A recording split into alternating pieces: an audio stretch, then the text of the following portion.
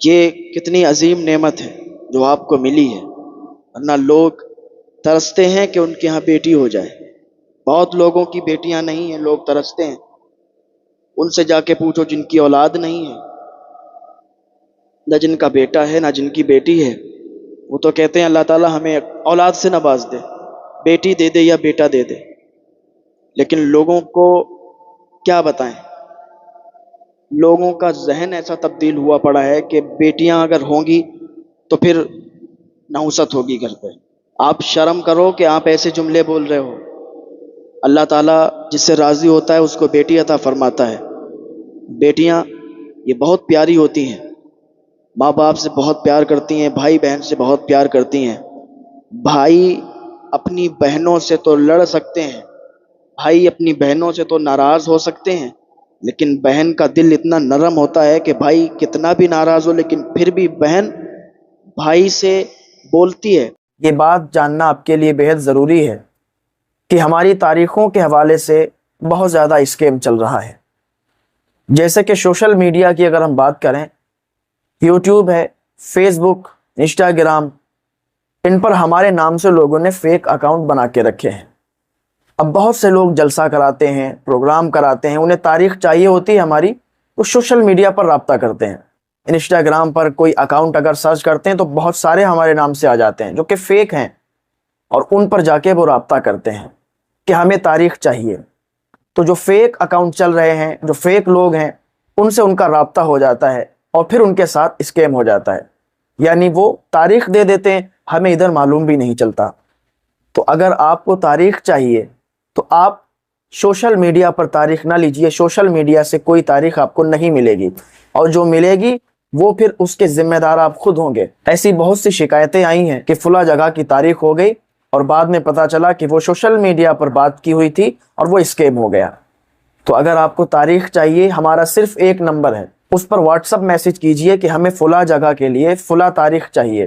اگر تاریخ خالی ہوگی تو آپ کو دے دی جائے گی۔ وہ نمبر اسکرین پر چل رہا ہے، 9084652666 والا، اسی پر آپ واٹس ایپ میسج کر دیں اور آپ کو تاریخ انشاءاللہ خالی ہوگی تو دے دی جائے گی۔ تو ان سب باتوں پر آپ عمل کریں اور اسکیم سے بچیں۔ ایک بار نمبر پھر میں آپ کو بتا دیتا ہوں، 9084652666۔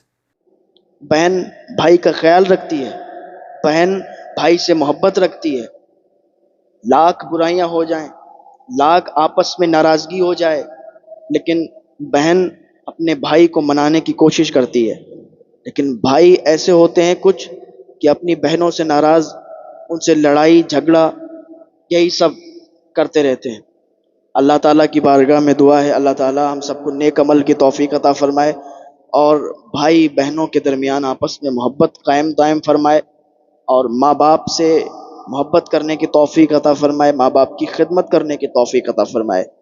میں عرض کر رہا تھا کہ ایک انسان کی 3 بیٹیاں تھیں اور ایک بیٹا تھا، تو وہ اپنے بیٹے کو زیادہ پیار کرتا تھا، بیٹیوں کو کم کرتا تھا، لیکن پھر بھی بیٹیاں اپنے والدین سے، اپنے باپ سے، اپنی ماں سے بے انتہا محبت کرتی تھی۔ ماں تو ایسی ہوتی ہے نا، ان کو جتنا بیٹوں سے پیار ہوتا ہے اتنا ہی بیٹیوں سے پیار ہوتا ہے۔ جتنا بیٹوں سے پیار کرتی ہیں اتنا بیٹیوں سے بھی پیار کرتی ہیں، لیکن کچھ باپ ایسے ہوتے ہیں کہ جن کو بیٹوں سے زیادہ پیار ہوتا ہے بیٹیوں سے کم، ان کا ذہن تبدیل ہوا ہوتا ہے، لوگوں نے ان کے ذہن کو بدل دیا ہوتا ہے، حالانکہ وہ اپنے آپ ایسا نہیں کرتے، لوگ ان کے کانوں میں ایسا ویسا کہہ کے ان کے ذہن کو تبدیل کر دیتے ہیں۔ بھائی تیری بیٹیاں ہیں، تیرے گھر نحوست ہے، ساری بیٹیاں ہو رہی ہیں، تو ایسا اپنے ذہن کو تبدیل مت کرنا، کبھی بھی لوگوں کی باتوں پر دھیان مت دینا۔ ارے بھائی لوگ امرود کو بھی میٹھا سمجھ کر خریدتے ہیں اور نمک لگا کر کھاتے ہیں، تو بھائی لوگوں کی باتوں پر آپ دھیان مت دینا، ان کی باتوں کو سننا ادھر سے، نکالنا ادھر سے، بس زیادہ توجہ نہیں دینا۔ تو یہ کیا کرتا تھا نا، اپنی بیٹیوں سے پیار نہیں کرتا تھا، محبت نہیں کرتا تھا، بیٹے سے بڑا پیار کرتا تھا۔ ابھی کیا ہوا، بیٹا بڑا ہو گیا تو اب بیٹیاں بھی جوان ہو چکی تھیں، بیٹا بھی جوان ہو چکا تھا، تو اس کو چاہیے تھا کہ پہلے بیٹیوں کی شادیاں کر دیتا پھر بیٹے کی شادی کرتا، لیکن اس کا دماغ وہی تھا، اس نے کہا پہلے ہم بیٹے کی شادی کریں گے۔ بیٹے کا رشتہ تلاش ہونے لگا، بیٹے کا رشتہ مل گیا اچھی جگہ، بہت پیسے والے تھے، بہت زیادہ مالدار تھے، تو بیٹے کا رشتہ لگا دیا۔ اسی دوران ایک بہت غریب پریوار سے بیٹی کا رشتہ آ گیا، تو اس نے کہا کہ بس جلدی سے اس کو نپٹا دو اور شادی کر دو۔ تو بڑا حقیر سمجھ کے، بڑا حقیر جان کے، اور اس نے اپنی جو ہے بڑی والی بیٹی کی شادی وہاں لگا دی، اور بیٹے سے پہلے ہی اس کی شادی ہو گئی، اس کی شادی کر دی۔ لیکن اللہ کا کرنا ایسا ہوا کہ وہ جو شوہر تھا اس کا، وہ بہت زیادہ نیک تھا، بہت زیادہ نمازی تھا، پرہیزگار تھا۔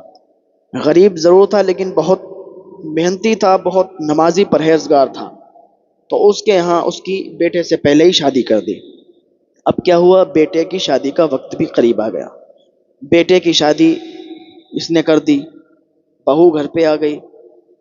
اکثر انسان یہی سوچتا ہے کہ جب بیٹے کی شادی ہو جائے گی، بہو آئے گی، جہیز لائے گی، تو میرے یہ سمجھ میں نہیں آتا ہے کہ ایک انسان اپنے بیٹے کی شادی کرتا ہے جہیز کے خاطر، جہیز طے کرتا ہے کہ بھائی اتنا جہیز چاہیے، اتنا ہمیں لینا ہے، مجھے گاڑی لینا ہے، مجھے یہ لینا ہے، وہ لینا ہے۔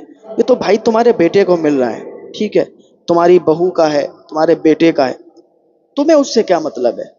تم کیوں کہتے ہو کہ بھائی مجھے 5 لاکھ ایڈوانس چاہیے؟ بھائی تم لڑکے کے باپ ہو، تمہیں تو چاہیے کہ جہیز بالکل ختم کرو، جہیز بالکل نہ لو۔ کیونکہ میں نے وہ بھی دیکھا ہے کہ جو لوگ جہیز طے کرتے ہیں اور اپنے بیٹوں کی شادیاں کرتے ہیں، تو پھر وہی بیٹے اور وہی بہویں انہیں اپنے ایک بھی سامان میں ہاتھ نہیں لگانے دیتی اور گھر سے نکالتی ہیں وہ علاوہ۔ ارے بھائی تم باپ ہو تو تمہیں چاہیے کہ تم جہیز کو بالکل ختم کرو اور سادگی کے ساتھ شادی کرو، تو کتنا اچھا ہوگا کہ وہ لڑکی جو تمہاری بہو بن کے آئے گی تمہاری بھی عزت کرے گی، تمہارے گھر والوں کی بھی عزت کرے گی، شوہر کی بھی عزت کرے گی۔ لیکن وہ لڑکی جو تمہاری بہو بن کے آ رہی ہے، اس لڑکی کے باپ سے تم نے گاڑی بھی مانگی ہے، تم نے جہیز میں اور بھی سامان مانگا ہے، تم نے ایڈوانس میں پیسے بھی مانگے ہیں، تو اس نے تو دیکھا کہ میرے باپ نے اتنا خرچہ کیا، وہاں سے پیسے لیے، وہاں سے پیسے لیے، ادھار لے کے پورا جہیز کا انتظام کیا، گاڑی دی، پیسے دیے، یہ سب کیا۔ وہ تمہاری عزت کیوں کرنے لگے؟ وہ تمہاری عزت کیوں کرے گی؟ نہیں بھائی، وہ تمہاری عزت نہیں کرے گی، تمہیں تو اور گھر سے نکالے گی۔ ہاں، تم جہیز کی یہ بیماری ختم کر کے دیکھو، ایک سادگی کے ساتھ اپنے بیٹے کا نکاح کر کے دیکھو، پھر دیکھو گھر کیسے آباد رہتے ہیں۔ لیکن تم نے خود اپنے گھروں کا ماحول بگاڑ رکھا ہے، اپنے گھروں کا رویہ تم نے خود تبدیل کیا ہے۔ لیکن بھائی تمہیں تو بس 5 لاکھ روپے چاہیے، پہلے 10 لاکھ پہلے چاہیے کیش میں، گاڑی چاہیے علاوہ میں، جہیز چاہیے علاوہ میں۔ ارے بھائی کیا قبر میں جہیز لے کے جاؤ گے آپ؟ تو اس طریقے کی تھوڑی باتوں سے آپ سیکھیں، اور اگر شادی کسی کی بھی ہونے والی ہے تو یہ میری بات کو اپنے ذہن میں بٹھا لیں، دماغ میں بٹھا لیں کہ ہمیں جب شادی کرنا ہے نا، ہمیں جہیز نہیں مانگنا ہے، ہمیں بغیر جہیز کے شادی کرنا ہے۔ وہ شادیاں بہت آباد ہوں گی۔ اللہ تعالیٰ کی بارگاہ میں دعا ہے اللہ ہم سب کو ہدایت کی توفیق عطا فرمائے۔ باپ یہی سوچتا تھا کہ جب بیٹے کی شادی کر دیں گے بہت زیادہ جہیز ملے گا۔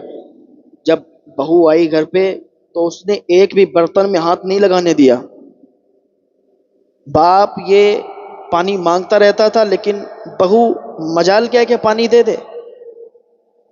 وہ دیکھ چکی تھی نا کہ میرے باپ نے کتنا خرچ کیا ہے، اس کی نظروں میں تھا کہ میں کتنا جہیز لے کے آئی ہوں، میرے باپ نے کتنا قرضہ لیا ہے اور کتنا کیسے کیا ہے۔ تو اس نے ایسا نچا کے رکھا اس کو کہ کوئی بھی بات کہتا وہ اگنور کر دیتی۔